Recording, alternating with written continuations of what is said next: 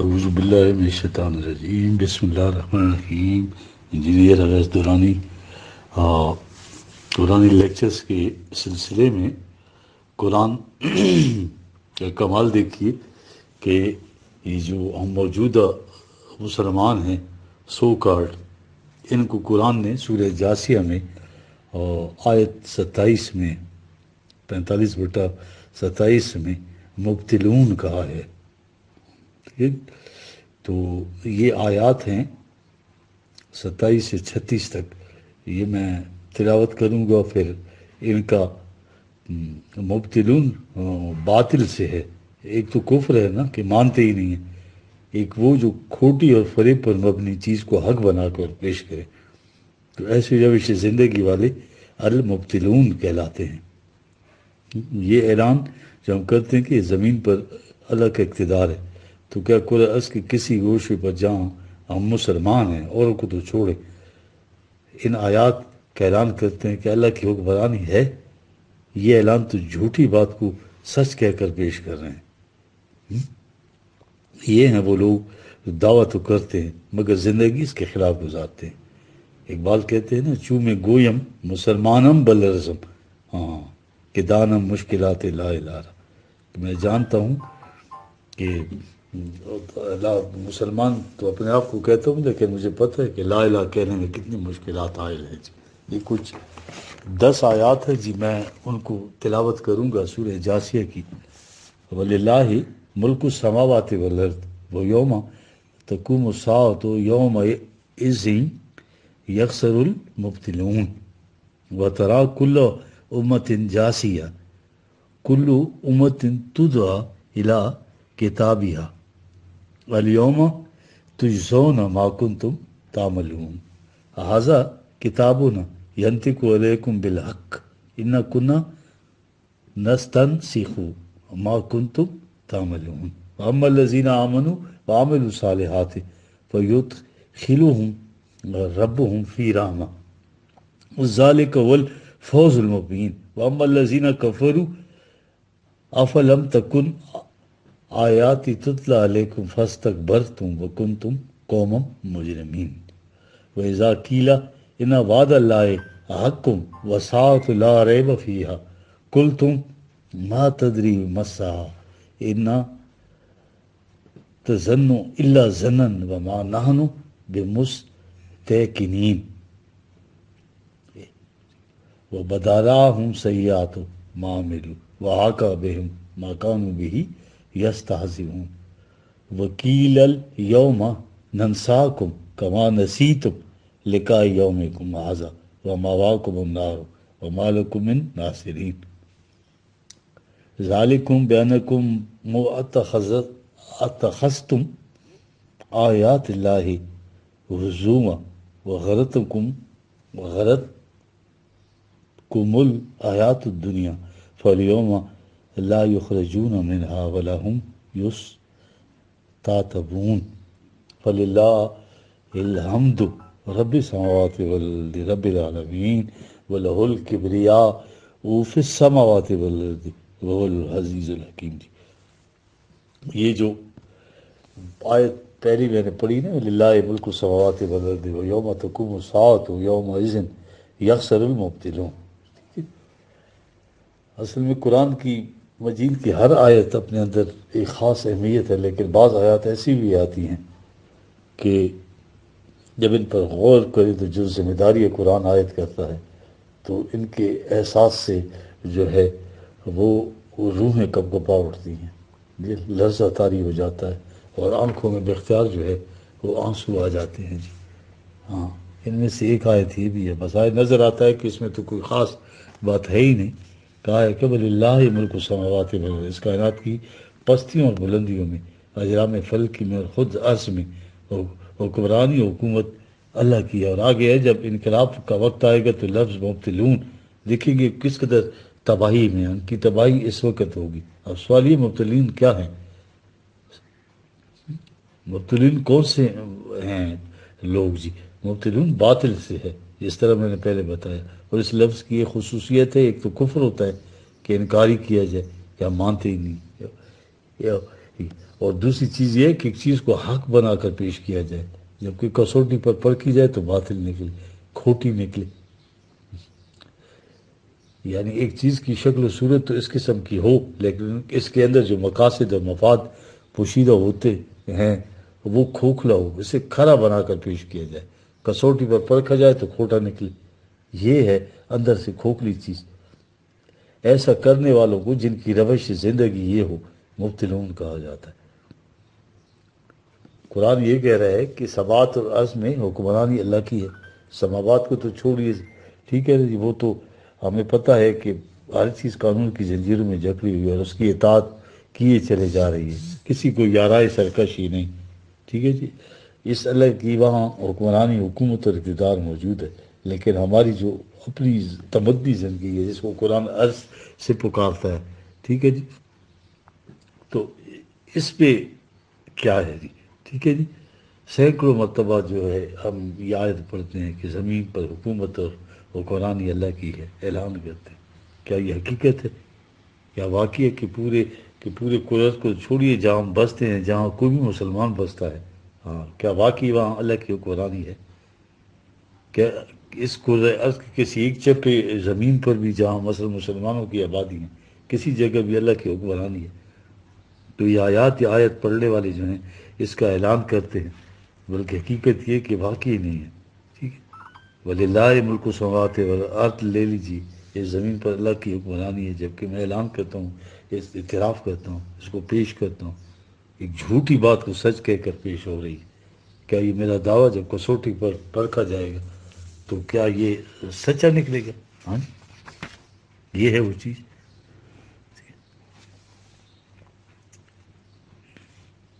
ہم مطلبون میں کیسے شامل ہوئے جی؟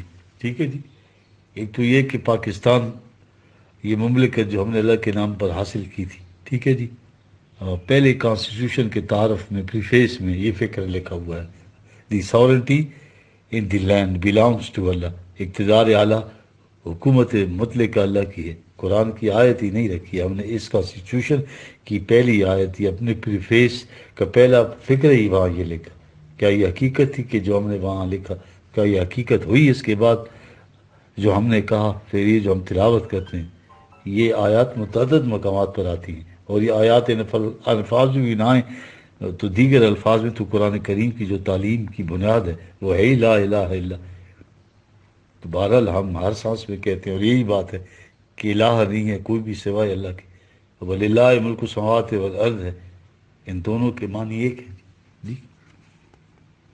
اب یہ یاد رکھیں کہ قرآن کے ہاں قوموں کے لیے جنت اور جہنم کا معاملہ ان کے اختیار کردہ نظام پر مبنی ہوتا ہے. جو کہا نا اگلی آیت ہے 45 بیٹا 27 میں جی، وہ یوم تقوم الساعۃ یوم اذن یخسر المبطلین. ٹھیک ہے نا، یہ صرف ایک انقلاب کا انتظار کرنے کی بات ہے، اس وقت پوچھا جائے گا، ٹھیک ہے، کہ جھوٹ بولنا بند کرو. ٹھیک ہے، یہ سورٹی بلانگس ٹو اللہ. قرآن نے کہا ہے کہ للہ ملک السماوات والارض یوم تقوم الساعۃ یوم اذن یخسر المبطلون. یہ وہ ہوگا یوم ساعت جسے قرآن نے انقلاب زمانہ کہا ہے.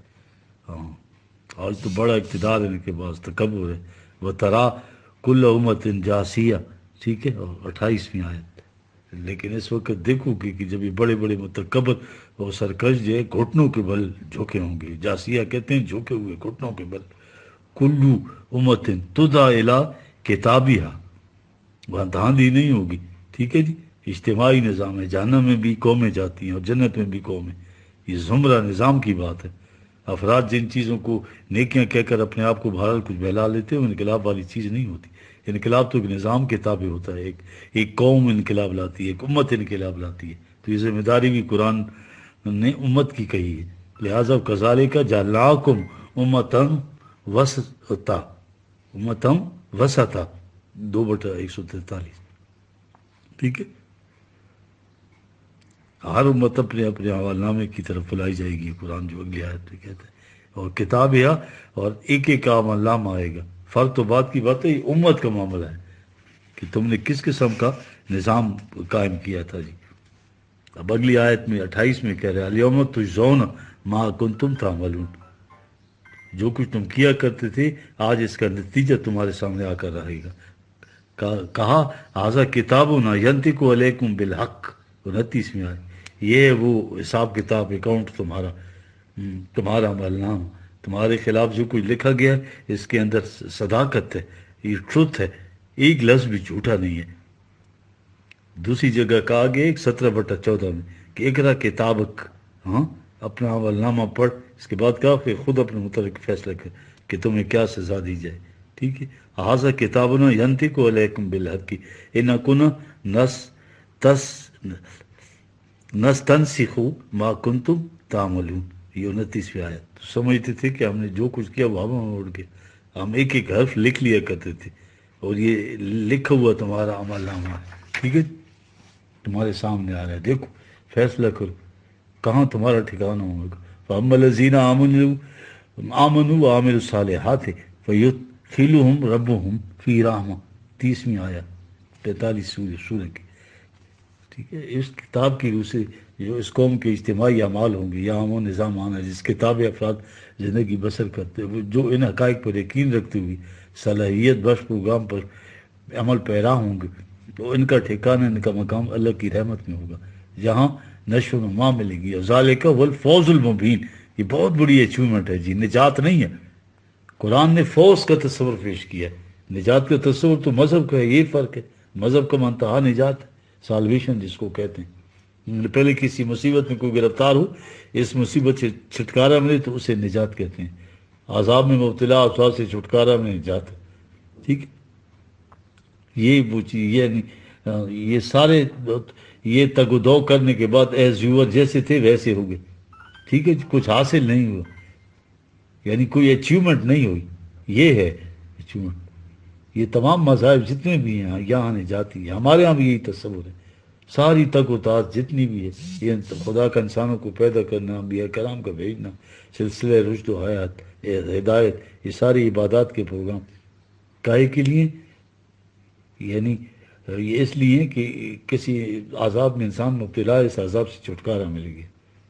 ہاں سمجھ، یعنی نہ کچھ حاصل ہوا، نہ کوئی کسی قسم کی اچیومنٹ ہوئی. کس قسم کی یہ تگ و تاس کائے کے لیے ہوئی؟ پھر انسان ویسے کا ویسے ہو گیا. یا اللہ اس قسم کا کھیل کھیلتا ہے؟ اللہ کا تو ہر پروگرام جو ہے تو کنسٹرکٹیو ہوتا ہے، ویسا نہیں ہوتا. سمجھا. بات لمبی ہو جائے گی لیکن مختلف مذاہب میں جو نجات کے عقیدے ہیں وہ اگر آپ کو بتائیں تو آپ جب ٹائم ضائع ہو جائے گا. ٹھیک ہے جی. قرآن نے تصور بھی بدل دیا. وہ کہتا ہے کہ انسان نہ کوئی گناہوں کا بوجھ پش پہ لے کے آتا ہے جس طرح عیسائی سمجھتے ہیں، نہ کسی عذاب میں مبتلا ہوتا ہے ہندوؤں کی طرح، نہ مصیبت میں گرفتار. یہ دنیا میں آتا ہے، اس کو کچھ صلاحیتیں دی ہوئی ہیں، پوٹینشیلٹیز ہیں، اس کی ایکچولائز کرنا ہے پوٹینشیلٹیز، اور اس کے بعد وہ اتنا کچھ حاصل کر لیتا ہے کہ ایولیوشن کے ذریعے آگے جاتا ہے. یہ جو ہمارے ہاں تصور ہے نا کہ جہنم اندر بھیج کے پھر وہاں سے نکالے جائیں گے، پھر بڑا یہ فلسفہ پیش کرتے ہیں یہ سارے کہ یہ دھوبی کی بھٹی ہے، وہاں بھٹی پہ کپڑے چڑھا کے تاکہ سارا میل کچیل نکل جائے، وہ کٹ جائے، کپڑے صاف ستھرے ہو کر آ جائیں. یعنی پہلے صاف ستھرے تھے، پھر میل کچیل کیے، بھٹی چڑھانا پڑا، پھر کیا ہو گیا؟ جیسے پہلے تھے ویسے ہوئے. یعنی وہی سائیکلک آرڈر، گریک فلسفی.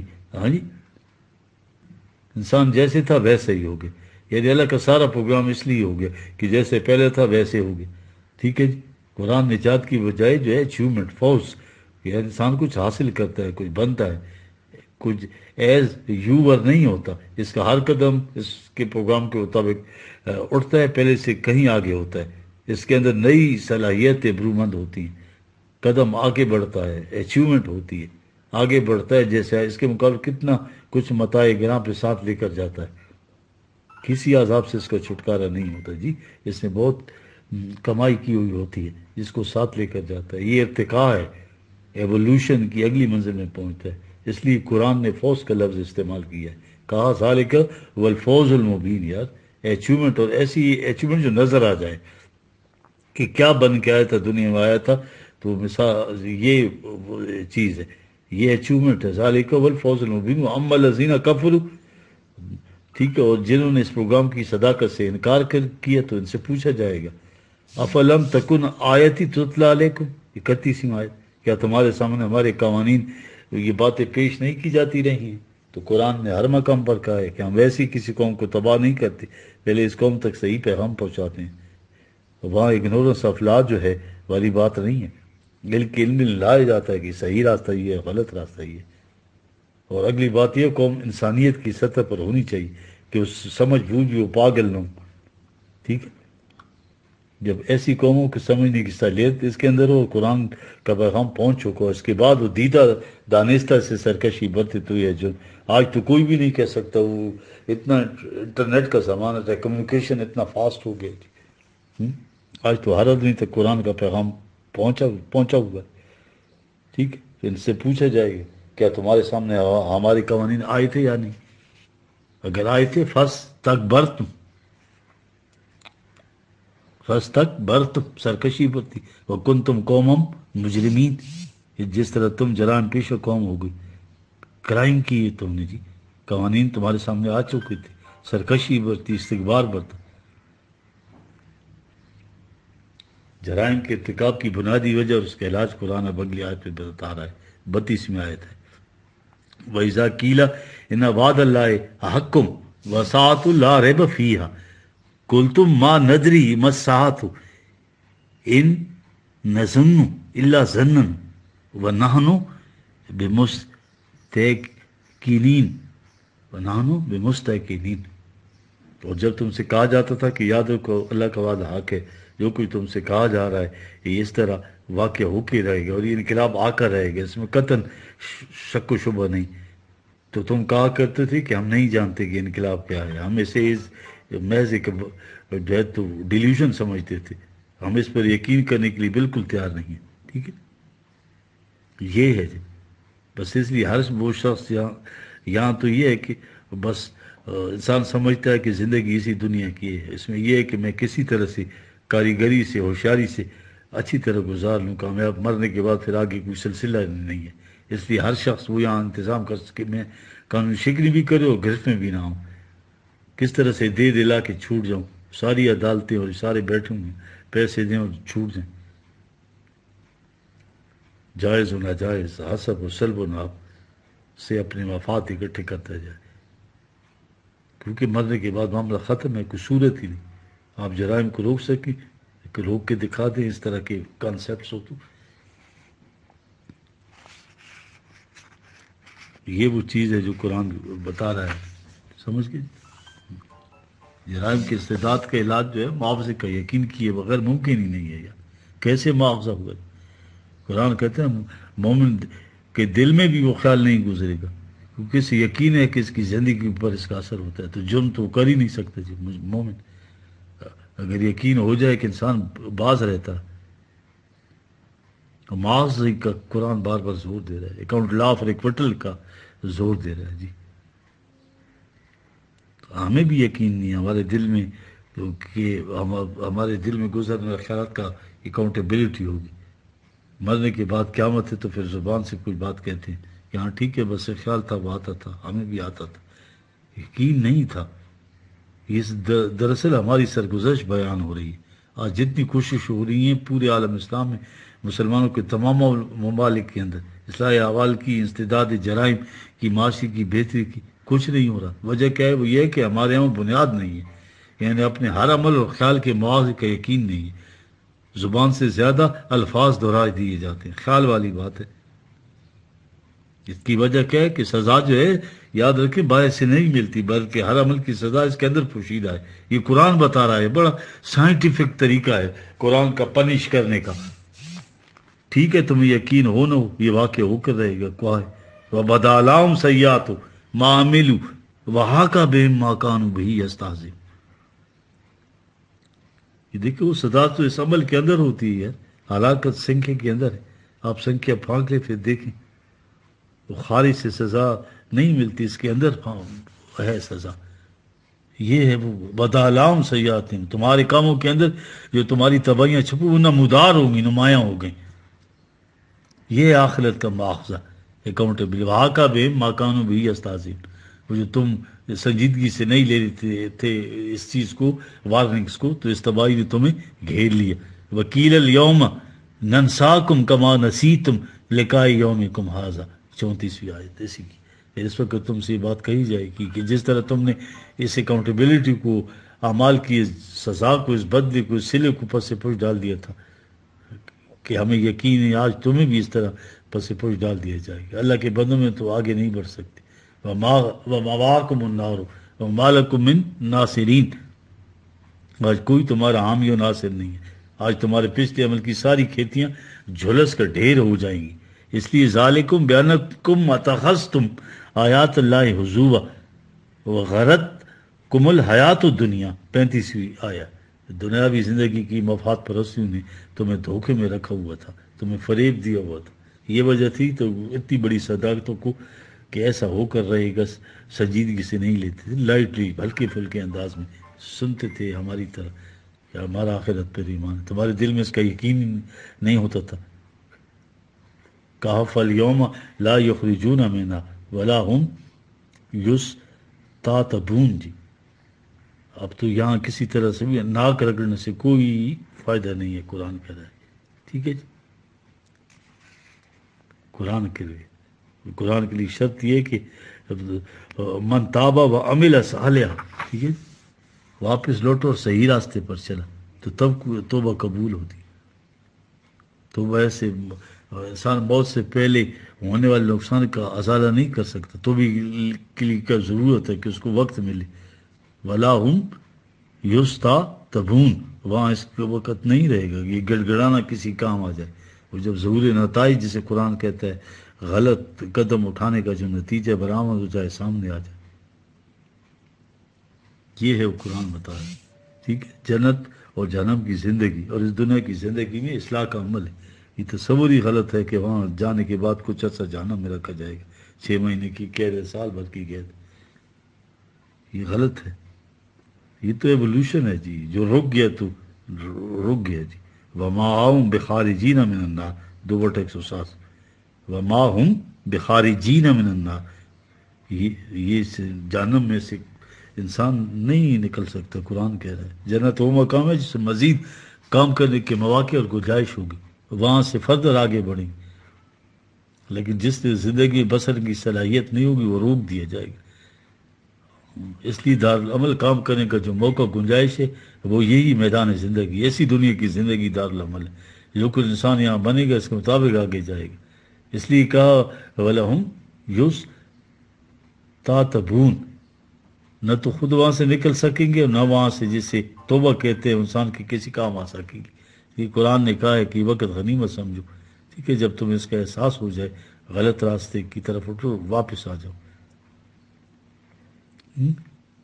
قرآن کا انداز یہ کہ سورت کی آخری آیت میں جو ہے وہ اپنا نچوڑ لے آتا ہے. اس نے ساری تعلیم کا ماخذ جو ہے للہ ملک السماوات والارض جو ہے کہا تھا. ارض و سماوات میں جو حکمرانی ہے وہ اللہ کی حکمرانی ہے. تم باطل کے دعوے کرتے ہو، جو حکمرانی انسانوں کی ہوتی ہے، اور اللہ کی آیت قرآن کریم میں پڑھتے ہو للہ ملک السماوات والارض. یہ سارا پروسیس، سارا پروسیجر جو ہو رہا ہے یا جتنے یہاں پروگرام ہو رہا ہے اس لیے کہ ارض و سما میں حکمرانی اللہ تعالیٰ کی ہو. قرآن کریم تو پوری انسانیت کو کہتا ہے کہ آہستہ آہستہ یہ تمام انسانیت خود اس قابل ہو جائے کہ یہاں اللہ کی حکومت قائم کریں. اور اس حکومت کے معنی ہر فرد کی پرورش کا سامان.